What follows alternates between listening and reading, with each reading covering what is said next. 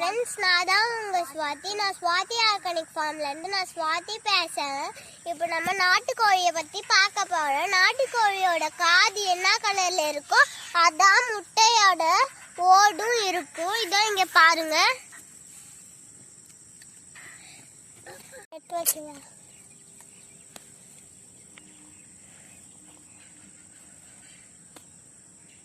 Subscribe பண்ணுங்களாம் please.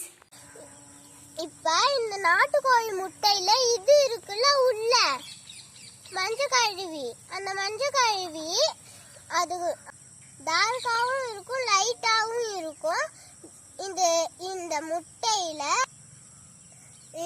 இதோட ரெண்டு முட்டையும் சத்தும் ஒன்னாதான் இருக்கும்.